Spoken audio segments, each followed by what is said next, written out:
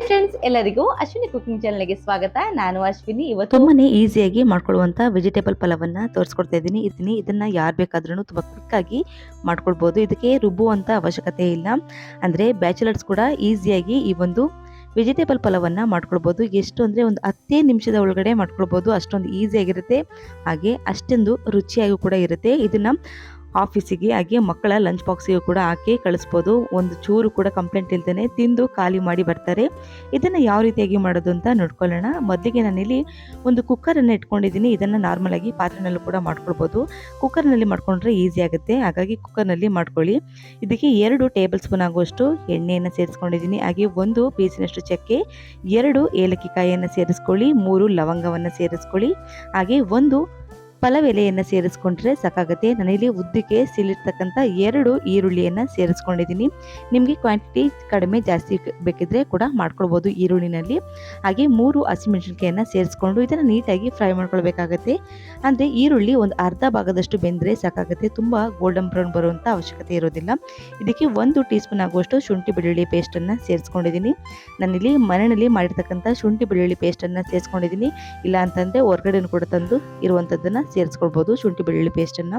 ಇವಾಗ ನೀಟಾಗಿ ಹಸಿ ಸ್ಮೆಲ್ ಹೋಗೋಷ್ಟು ಇದನ್ನು ಈ ರೀತಿ ನೀಟಾಗಿ ಸೌಟಿನಲ್ಲೇ ತಿರುಗಿಸ್ಕೊಂಡ್ರೆ ಸಾಕಾಗುತ್ತೆ. 1 ಹುಳಿ ಟೊಮೊಟೊವನ್ನು ಸೇರಿಸ್ಕೊಂಡ್ರೆ ಸಾಕು, ಅಥವಾ ಟೊಮೊಟೊ ಬೇಡ ಅಂದರೆ ಒಂದು ಅರ್ಧ ಹೋಳಿನಷ್ಟು ನಿಂಬೆಹಣ್ಣನ್ನು ಕೂಡ ಸೇರಿಸ್ಕೊಳ್ಬೋದು. 2 ಕೂಡ ಸೇಮೇ ಟೇಸ್ಟ್ ಬರುತ್ತೆ, ಏನು ಕೂಡ ಡಿಫ್ರೆನ್ಸ್ ಇರೋದಿಲ್ಲ. ಇವಾಗ ಸ್ವಲ್ಪ ಹಾಕಿರ್ತಕ್ಕಂಥ ಟೊಮೊಟೊ ಸಾಫ್ಟ್ ಆದರೆ ಸಾಕಾಗುತ್ತೆ. ನಾನಿಲ್ಲಿ ಎಲ್ಲವನ್ನು ಕೂಡ ಅರ್ಧ ಕಪ್ಪಿನಷ್ಟು ತರಕಾರಿಗಳನ್ನು ತಗೊಂಡಿದ್ದೀನಿ. ಅರ್ಧ ಕಪ್ಪಿನಷ್ಟು ಆಲೂಗೆಡ್ಡೆಯನ್ನು ತಗೊಂಡಿದ್ದೀನಿ. ಒಂದು 2 ಆಲೂಗೆಡ್ಡೆಯನ್ನು ತಗೊಂಡು ಸೇರಿಸ್ಕೊಂಡ್ರೆ ಸಾಕು. ಹಾಗೆ 1 ಕ್ಯಾರೆಟನ್ನು ಈ ರೀತಿ ಸಣ್ಣದಾಗಿ ಕಟ್ ಮಾಡಿ ಸೇರಿಸ್ಕೊಳ್ಳಿ. ಹಾಗೆ ಒಂದು 5 ರಿಂದ 6 ಬೀನ್ಸನ್ನು ಸೇರಿಸ್ಕೊಂಡ್ರೆ ಸಾಕಾಗುತ್ತೆ. ಅರ್ಧ ಕಪ್ಪಿನಷ್ಟು ನಾನಿಲ್ಲಿ ಹಸಿ ಬಟಾಣಿಯನ್ನು, ರೆಡಿ ಇರುವಂಥ ಹಸಿ ಬಟಾಣಿಯನ್ನು ತಗೊಂಡಿದ್ದೀನಿ. ಇಲ್ಲ ಅಂತಂದರೆ ಮನೆಯಲ್ಲೂ ಕೂಡ ನೆನೆಸಿರುವಂಥದ್ದನ್ನು ಸೇರಿಸಿ ಮಾಡ್ಕೊಳ್ಬೋದು. ಇದಕ್ಕೆ ಸ್ವಲ್ಪ ಪುದೀನ ಎಲೆಗಳನ್ನು ಸೇರಿಸ್ಕೊಳ್ತಾ ಇದ್ದೀನಿ. ಹಾಗೆ ಸ್ವಲ್ಪ ಕೊತ್ತಂಬರಿ ಸೊಪ್ಪನ್ನು ಸೇರಿಸ್ಕೊಂಡ್ರೆ ತುಂಬಾ ರುಚಿಯಾಗಿ ಬರುತ್ತೆ. 2 ಕೂಡ ಒಂದು ಅರ್ಧ ಮುಷ್ಟಿಯಷ್ಟು ಸೇರಿಸ್ಕೊಂಡ್ರೆ ಸಾಕಾಗುತ್ತೆ. ಇವಾಗ ತರಕಾರಿಗೆ ಹಿಡಿಯುವಷ್ಟು ಉಪ್ಪನ್ನು ಸೇರಿಸ್ಕೊಳ್ಬೇಕಾಗುತ್ತೆ. ಒಂದು ಅರ್ಧ ಟೀ ಸ್ಪೂನ್ ಆಗುವಷ್ಟು ಉಪ್ಪನ್ನು ಸೇರಿಸ್ಕೊಂಡು ಮೊದಲಿಗೆ ನೀಟಾಗಿ ಇದನ್ನು 1 ನಿಮಿಷಗಳ ಕಾಲ ಬೇಯಿಸ್ಕೊಳ್ಬೇಕಾಗತ್ತೆ. ತರಕಾರಿ ನೀಟಾಗಿ ಚೆನ್ನಾಗಿ ಬೇಯಬೇಕಾಗುತ್ತೆ. ಒಂದೇ 1 ನಿಮಿಷ ಬೇಯಿಸ್ಕೊಂಡು ಸಾಕು, ತುಂಬ ಹೊತ್ತು ಬೇಯಿಸುವಂಥ ಅವಶ್ಯಕತೆ ಇರೋದಿಲ್ಲ. ನೋಡಿ, ಇಷ್ಟು ಪ್ರಮಾಣದಲ್ಲಿ ಇದನ್ನು ಬೇಯಿಸ್ಕೊಂಡ್ರೆ ಸಾಕಾಗುತ್ತೆ. ಇವಾಗ ನೀಟಾಗಿ ಇನ್ನೊಮ್ಮೆ ಮಿಕ್ಸ್ ಮಾಡ್ಕೊಳ್ಬೇಕಾಗುತ್ತೆ ಇದನ್ನು. ಇದಕ್ಕೆ ಇವಾಗ 1 ಟೀ ಸ್ಪೂನ್ ಆಗುವಷ್ಟು ರೆಡ್ ಚಿಲ್ಲಿ ಪೌಡರನ್ನು ಸೇರಿಸ್ಕೊಳ್ತಾ ಇದ್ದೀನಿ. ಹಸಿಮೆಣಸಿನ್ಕಾಯನ್ನು ಹಾಕಿದ್ದೀವಿ, ನೋಡಿಕೊಂಡು ನಿಮ್ಮ ಖಾರಕ್ಕೆ ಅನುಗುಣವಾಗಿ ಚಿಲ್ಲಿ ಪೌಡರನ್ನು ಸೇರಿಸ್ಕೊಳ್ಳಿ. ಹಾಗೆ 1 ಟೀ ಸ್ಪೂನ್ ಆಗುವಷ್ಟು ಧನಿಯಾ ಪುಡಿಯನ್ನು ಸೇರಿಸ್ಕೊಳ್ಳಿ. ಅರ್ಧ ಟೀ ಸ್ಪೂನ್ ಆಗುವಷ್ಟು ಗರಂ ಮಸಾಲವನ್ನು ಸೇರಿಸ್ಕೊಂಡ್ರೆ ಸಾಕು. 1/4 ಟೀ ಸ್ಪೂನ್ ಆಗುವಷ್ಟು ಅರಿಶಿಣದ ಪುಡಿಯನ್ನು ಸೇರಿಸ್ಕೊಂಡಿದ್ದೀನಿ. ಅರಿಶಿಣದ ಪುಡಿ ಕಲರಿಗಾಗಿ ಅಷ್ಟೇ ಸೇರಿಸ್ತಾ ಇರುವಂಥದ್ದು. ಇದನ್ನ ಇವಾಗ ನೀಟಾಗಿ ಮಿಕ್ಸ್ ಮಾಡ್ಕೊಳ್ಬೇಕಾಗುತ್ತೆ. ಒಂದಕ್ಕೊಂದು ಚೆನ್ನಾಗಿ ತರಕಾರಿಗೆ ಹಿಡಿಬೇಕು ಪುಡಿಗಳಲ್ಲಿ ಇರ್ತಕ್ಕಂಥ ಹಸಿ ಸ್ಮೆಲ್ ಹೋಗೋಷ್ಟು ಇದನ್ನು ನೀಟಾಗಿ ಫ್ರೈ ಮಾಡಿಕೊಂಡ್ರೆ ಸಾಕಾಗುತ್ತೆ. ತುಂಬ ಹೊತ್ತು ಇದನ್ನು ಫ್ರೈ ಮಾಡುವಂಥ ಅವಶ್ಯಕತೆ ಇಲ್ಲ, ಜಸ್ಟ್ ಈ ರೀತಿ ಮಿಕ್ಸ್ ಮಾಡಿದ್ರೆ ಸಾಕು. ತರಕಾರಿನಲ್ಲಿ ಇರ್ತಕ್ಕಂಥ ಬಿಸಿಗೆ ಕೂಡ ಇದು ನೀಟಾಗಿ ಹಸಿ ಸ್ಮೆಲ್ ಹೋಗ್ಬಿಡುತ್ತೆ. ಇದಕ್ಕೆ ನಾನಿಲ್ಲಿ ಅರ್ಧ ಕಪ್ಪಿನಷ್ಟು ಗಟ್ಟಿ ಇರುವಂಥ ಮೊಸರನ್ನು ಸೇರಿಸ್ಕೊಂಡಿದ್ದೀನಿ. ನಾವಿಲ್ಲಿ ತೆಂಗಿನಕಾಯಿಯನ್ನು ಸೇರಿಸ್ತಾ ಇಲ್ಲ, ಹಾಗಾಗಿ ಮೊಸರನ್ನು ಸೇರಿಸ್ಕೊಳ್ತಾ ಇದ್ದೀವಿ. ತೆಂಗಿನಕಾಯಿಯನ್ನು ಬೇಕಿದ್ರೆ ಸೇರಿಸ್ಕೊಳ್ತೀನಿ. ಒಂದು ಅರ್ಧ ಹೋಳಿನಷ್ಟು ತೆಂಗಿನಕಾಯಿಯನ್ನು ಚೆನ್ನಾಗಿ ಗ್ರೈಂಡ್ ಮಾಡಿ ಕೂಡ ಸೇರಿಸ್ಕೊಳ್ಬೋದು. 2 ಸೇಮ್ ಟೇಸ್ಟೇ ಬರುತ್ತೆ. ಮೊಸರನ್ನ ಹಾಕಿದ್ರು ಅದೇ ಟೇಸ್ಟೇ ಇರುತ್ತೆ, ಹಾಗೆ ತೆಂಗಿನಕಾಯಿಯನ್ನು ಸೇರಿಸಿದ್ರು ಅದೇ ಟೇಸ್ಟೇ ಇರುತ್ತೆ. 2ರಲ್ಲಿ ನಿಮ್ಗೆ ಯಾವ್ದು ಇಷ್ಟ ಅದನ್ನು ಕೂಡ ಸೇರಿಸ್ಕೊಳ್ಬೋದು. ನಾನಿಲ್ಲಿ ಈ ಗ್ಲಾಸಿನಲ್ಲಿ ಅಕ್ಕಿಯನ್ನು 1 ಗ್ಲಾಸಿನಷ್ಟು ತಗೊಂಡಿದ್ದೀನಿ. ಸರಿಸುಮಾರು 250 ಗ್ರಾಮಿನಷ್ಟು ಅಕ್ಕಿ ಬರುತ್ತೆ.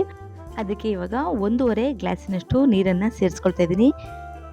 1.5 ಗ್ಲಾಸಿನಷ್ಟು ನೀರನ್ನು ಸೇರಿಸ್ಕೊಂಡ್ರೆ ಕರೆಕ್ಟಾಗಿ ಬರುತ್ತೆ. 2 ಗ್ಲಾಸು 2.5 ಗ್ಲಾಸ್ ನೀರನ್ನು ಸೇರಿಸ್ಕೊಳ್ಳಿಕ್ಕೆ ಹೋಗಬೇಡಿ, ತುಂಬಾ ಸಾಫ್ಟಾಗಿ ಆಗಿಬಿಡುತ್ತೆ, ಉದುದ್ರಾಗಲ್ಲ. ರುಚಿಗೆ ಅನುಗುಣವಾಗಿ ಉಪ್ಪನ್ನು ಸೇರಿಸ್ಕೊಳ್ಬೇಕಾಗತ್ತೆ. ಉಪ್ಪನ್ನು ಸೇರಿಸ್ಕೊಂಡ್ಮೇಲೆ ನೀಟಾಗಿ ಮಿಕ್ಸ್ ಮಾಡ್ಕೊಳ್ಳಿ.